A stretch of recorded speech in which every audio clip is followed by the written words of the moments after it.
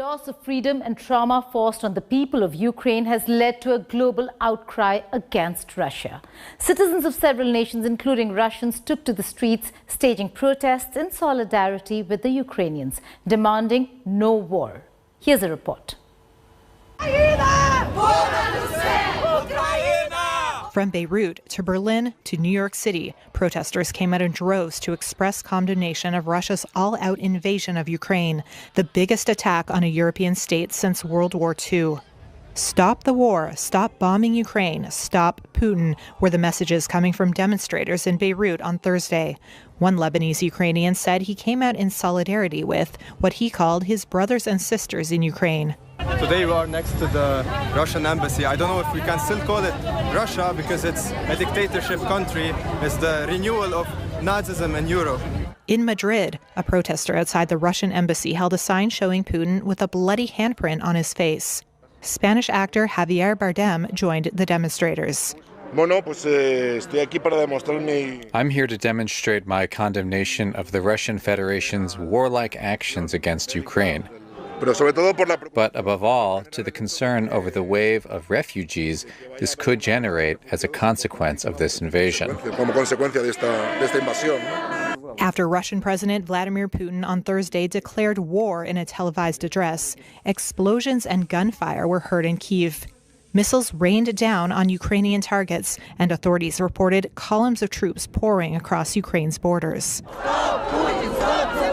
Several hundred pro-Ukrainian protesters also gathered near Downing Street in London, calling on their government to impose more sanctions on Russia. Stop Putin! Stop the war! Images showing Putin and deep red blood were also seen in Istanbul, where Ukrainians, some tearful, gathered in dismay. A Ukrainian protester named Maria pleaded with Russian citizens to take a stand against Putin.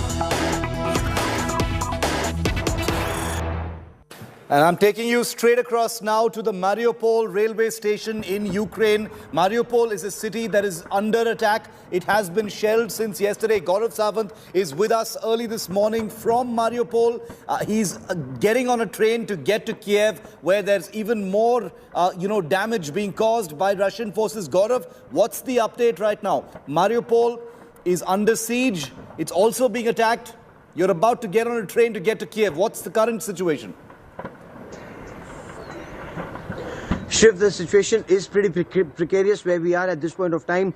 We are at the Mariupol railway station just now. In fact, we've been here at the Mariupol railway station for over 13 hours locked in this train, Shiv. This is the train where we have been for the past 13 hours inside, locked in this compartment. And the reason is that there is no clarity whether it's safe beyond this point where we are, Shiv. At this point of time, we got onto the train 13 hours ago. We were told, sit inside the train. We will let you know whether it's safe to go outside or not, whether it's safe to travel or not. And Shiv, 13 hours later, so all through the night, they switched off the lights inside the train. There was no electricity, nothing, pitch dark. Pitch dark. In our compartment, if there were 70 people in pitch dark night sitting together, hearing bombs raining outside, hearing the thud and the whoosh of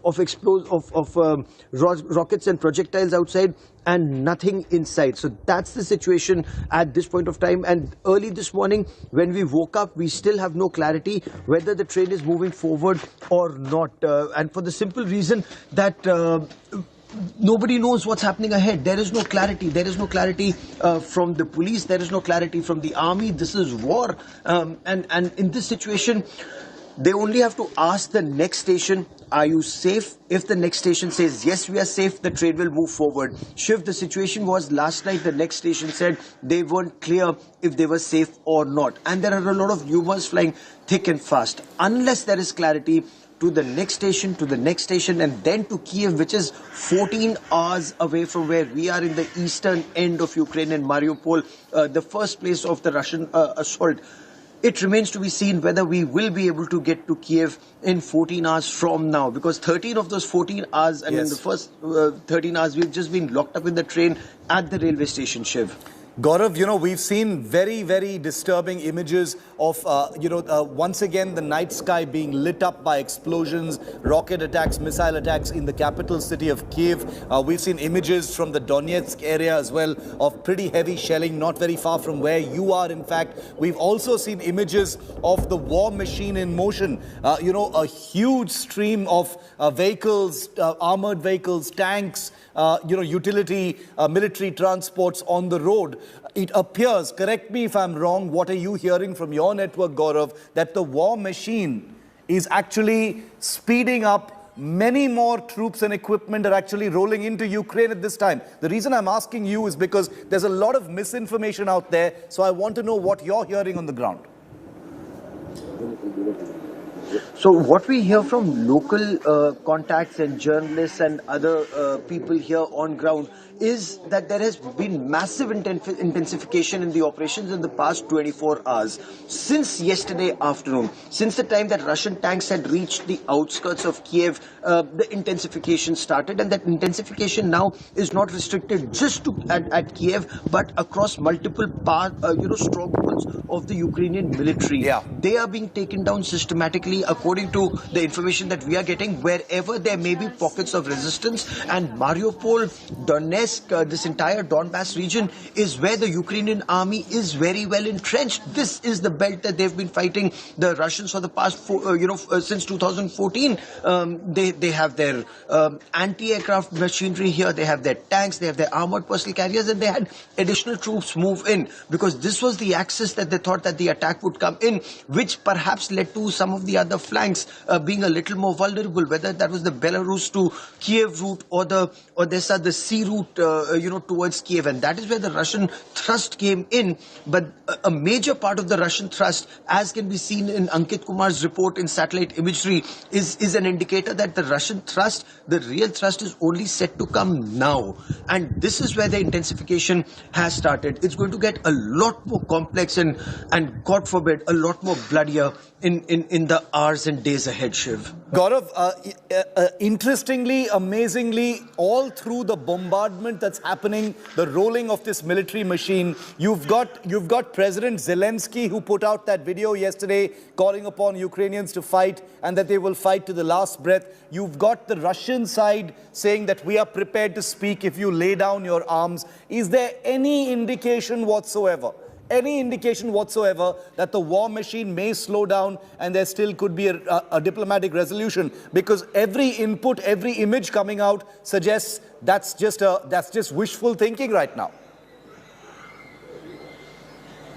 Shiv, look at the resistance. Look at, President Zelensky coming out on the streets and on a mobile camera putting out those images saying, I haven't run away, when Russian media seem to indicate that President Zelensky had run away from Ukraine. The fact that he's saying, I am target number one.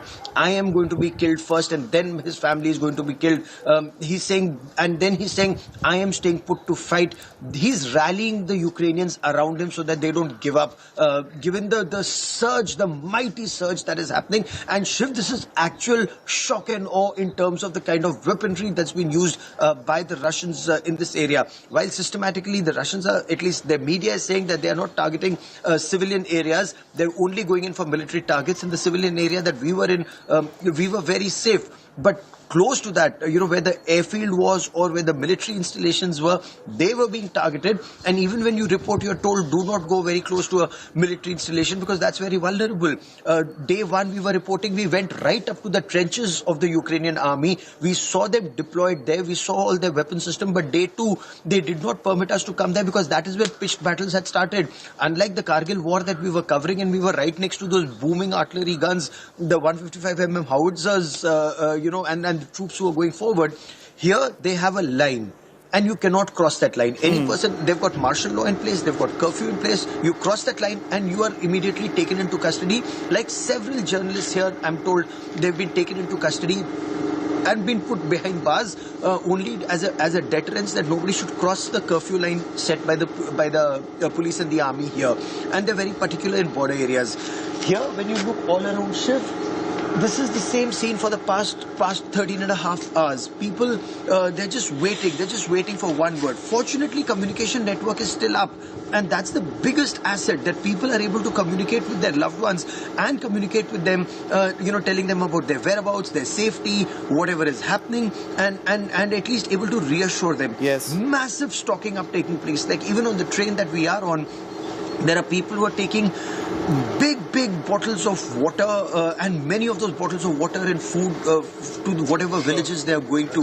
The aim of most people appears to be, like that young couple who was singing a song late at night trying to keep the morale up.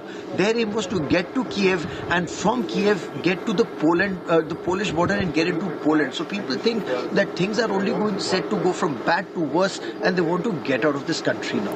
It's extremely disturbing that panic has set in such a rapid way, Gaurav. On that train, the people of Mariupol, people lining up to try and get money out of the banks, the downslide in stability and the mental peace of people has been very visible in each and every one of your reports, Gaurav.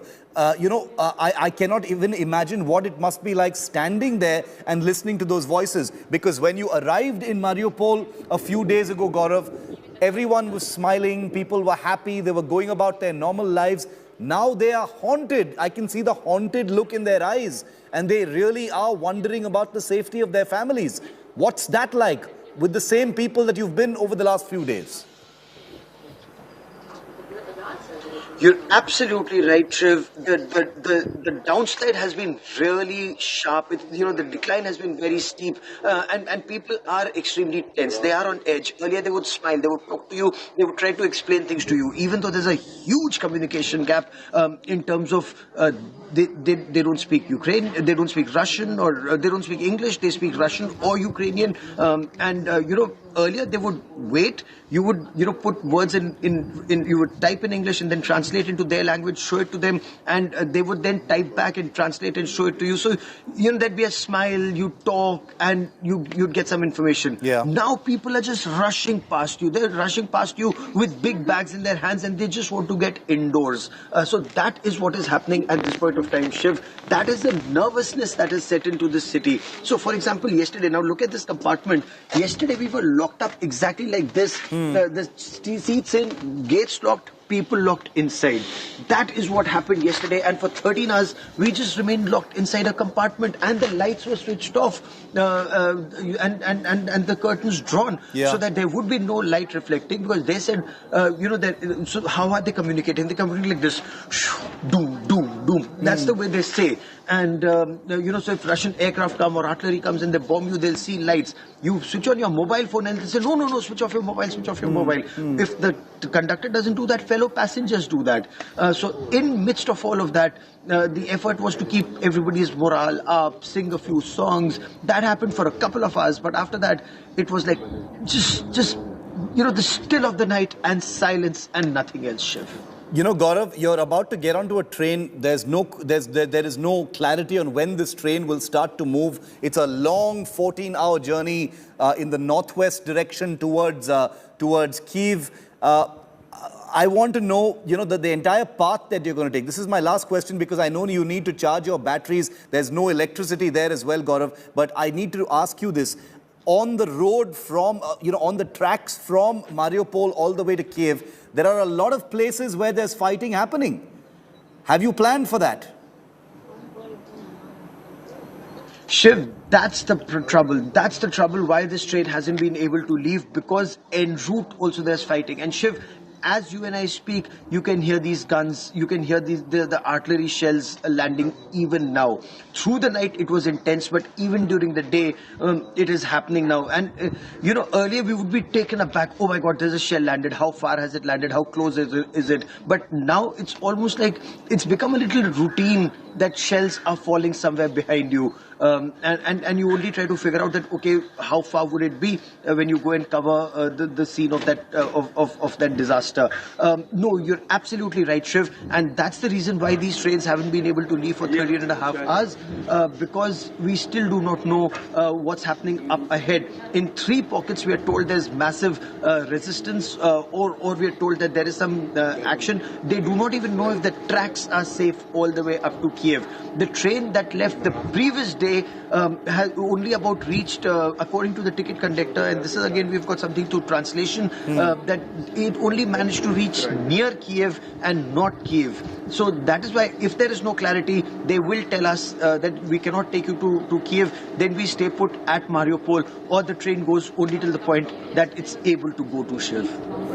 Gaurav, I'm going to wish you well for the moment. I'm going to let you go for the moment because I know that the logistics have to be managed so that you can get to Kyiv safely and bring us the very latest on the ground. Stay safe, my friend. There's a lot of fighting on the way. We will try to connect with you. I know there are going to be bandwidth issues on the way as well, but we will keep connecting with you. I hope you're going to be able to keep your batteries charged as well. This is a situation that Gaurav faces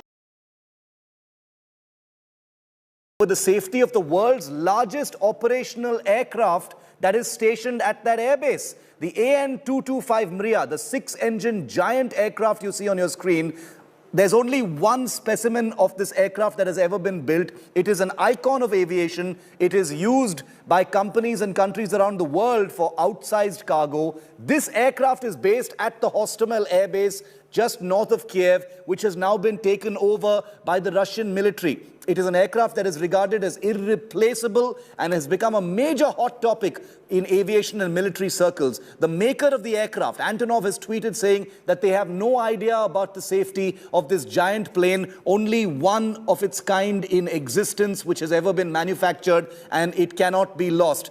Maria, anything you're hearing about what's happening at the Hostomel Air Base? The Russians have taken it over. They control that air base. The world's largest aircraft, as you know, the Antonov AN-225 is based over there. The company Antonov says they have no idea about the condition or the safety of the aircraft. Anything that you are hearing? No, actually, this is also the question which is now raised on social media, but not today. Yesterday, it was the topic of discussion because everybody was concerned. What's with Mriya? And the official information we got that the attack on Hostomel airport was successfully repelled, and Russians were kicked off of the place, of the territory of the air base. This was the information we've got in the evening yesterday. And the reports about Mriya didn't come through yet, I guess. Maybe there is some information which is not public for now, and we are still yet to confirm, to get to know what is with this largest aircraft, right?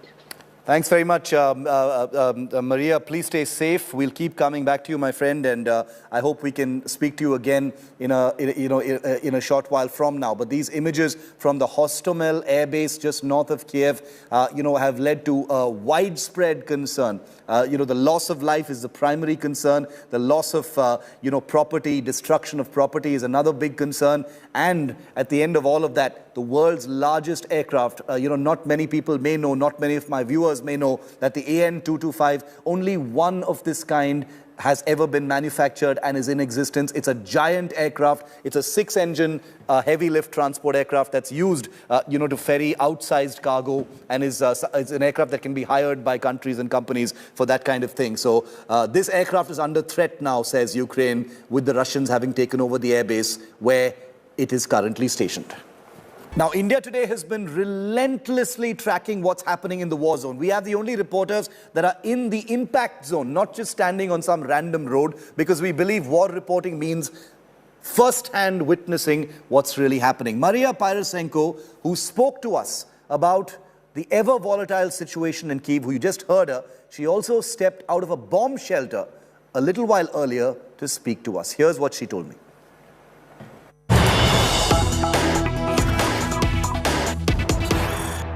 Again, the third rough morning in a row, because today is the day when Russian troops started massive attack on Kyiv. It was started actually yesterday's evening, and today's early morning was like the climax of this attack.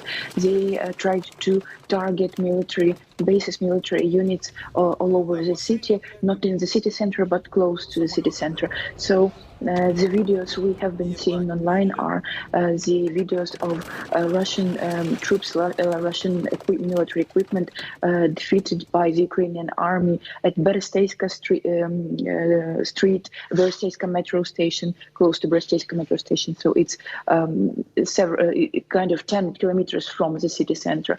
There are also reports about other strikes all over the city, but not in the center. The center is being now controlled by Ukrainian army, and they're doing everything to repel possible Russian attack. And we have been hearing very loud explosions and the sounds of these attacks. From 3 in the morning, there were also reports of artillery strikes at the place which is in Kyiv known as the zoo. It's the way, like the place, the district where there is a road to the west. So from Kyiv, you can go, you can flee the city to the direction. So they tried to target military bases in the first place. And also Ukrainian state officials are reporting about sabotage groups which are being put in Kyiv by Russian army, and 60 of these members of the sabotage groups were also neutralized, destroyed by Ukrainian armed forces in Kyiv. So the situation is really terrible, really worrying. You know, me, my family, and our neighbors are going from bomb shelter back to our houses to have like half an hour of sleep. And as of now, it's been like half an hour pretty calm without the sounds of explosions, but previously from 3 o'clock in the morning, the sounds of explosion were going every several minutes. So very terrifying situation. Now we even do not know what to do because we do not have sirens yet, air alarm sirens. So we do not technically need to go to the bomb shelters, and it can also be not very safe to be there right now, but also not safe to stay at home. So we are waiting also for official address of president, who is addressing the country every several hours these days. And this is the situation now. So again, I want to stress that nobody could really expect or imagine that full-scale war is going to be happening in Kyiv like it's happening right now. A lot of Ukrainian people are being drafted into the territorial defense groups, and they are really defending the city. I want to show you what Vladimir Putin's war machine really looks like right now. These are the weapons that the Russian Federation is using at this time in Ukraine. You're hearing all about what's going on over there. Let's show you what the invaders' arsenal looks like at this point of time. Okay, my apologies. We're going to first show you where the evacuations are taking place right now. Remember, there are many countries that are bordering Ukraine at this point of time, and these are the land borders across which either Ukrainians are leaving or Indians in their thousands are being coordinated to leave across. The first one is the embassy in Hungary at the Zahony border post. Hungary also has a southern border with Ukraine. Poland has a border towards the west and the north with Ukraine. That's another land border, and India Today's Abha Bakaya will be there shortly to report for us from western Ukraine about how Indians are leaving from there. You've also got Slovakia and Romania. Those are the two other countries which share land borders with the Ukraine, which have border crossing points where Indian students will be crossing. So that's an overview of where things are at as far as India's Mission Rahat is concerned. Mission Rahat rescuing thousands of Indians from that area. Okay, let's move on now to the next story. More images coming in from Ukraine practically non-stop at this point of time. Let's show you what Kyiv looks like at this point of time to give you a sense of how 72 hours of bombardment of the capital city of Ukraine has left the country and the city on its knees. Haunting images coming in on day 3 of Vladimir Putin's all-out invasion of Ukraine. Another day for residents who've spoken up and woken up to bombing and air bombardments. Multiple explosions being reported from the city of Kyiv. It's morning in Kyiv now, and people are struggling to come to terms with day 3 of a military offensive against them.